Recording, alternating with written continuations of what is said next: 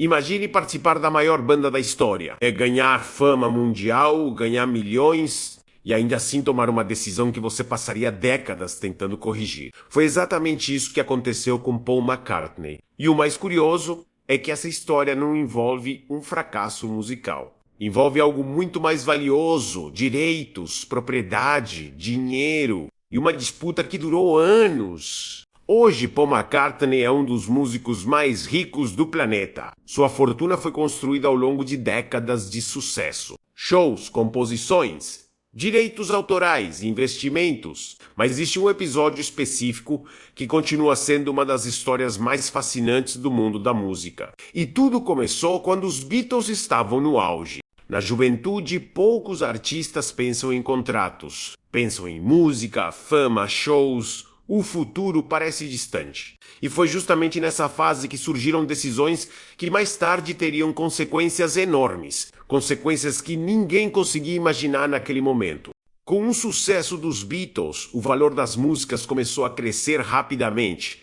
A cada ano, aquelas composições valiam mais. E não apenas por causa das vendas, mas porque direitos autorais podem gerar renda durante décadas. Às vezes durante gerações inteiras, e aqui está o detalhe que muda tudo. Em determinado momento, os direitos relacionados ao catálogo musical dos Beatles acabaram seguindo caminhos inesperados. Anos depois, Paul McCartney viu algo surpreendente acontecer. Músicas que ajudou a criar estavam sob controle de outras pessoas. Uma situação difícil de aceitar, especialmente considerando a importância daquele catálogo.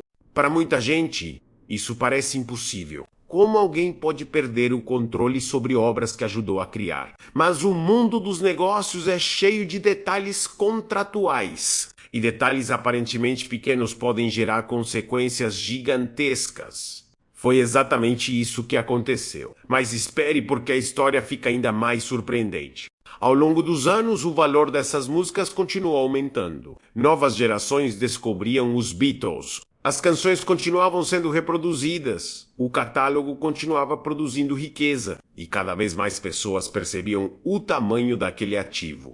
Existe uma diferença enorme entre criar algo valioso e possuir algo valioso. Muitas pessoas conseguem a primeira parte, poucas conseguem proteger a segunda. E essa talvez seja uma das maiores lições da trajetória de Paul McCartney. Investidores costumam falar sobre a importância da propriedade. Quem controla um ativo? Quem recebe os benefícios? Quem possui os direitos? Perguntas simples, mas extremamente importantes, e elas se tornaram centrais nessa história. O próximo capítulo mostra exatamente por quê.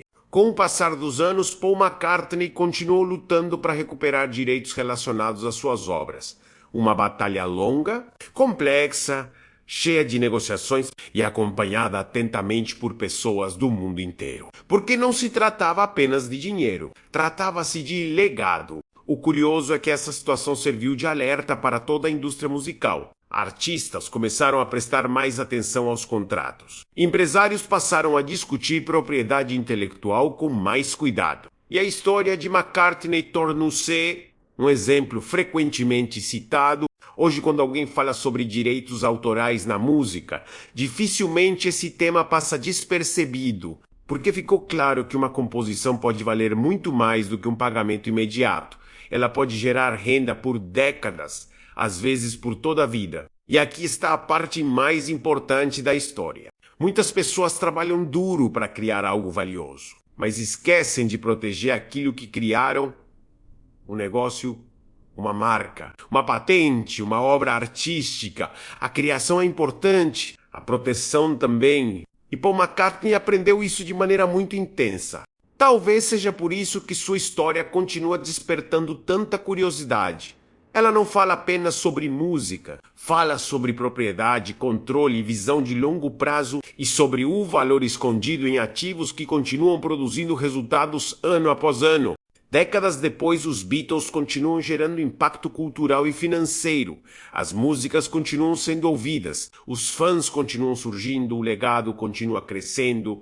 E isso mostra o poder extraordinário de um ativo verdadeiramente atemporal, o que nos leva ao capítulo final. A trajetória de Paul McCartney mostra que criar riqueza é importante, Mas proteger a riqueza pode ser ainda mais importante. Suas músicas ajudaram a mudar a história da música. Mas sua experiência também ensinou uma lição valiosa sobre propriedade e visão de longo prazo. Porque às vezes o ativo mais valioso não é aquele que você cria, é aquele que você consegue manter sob seu controle.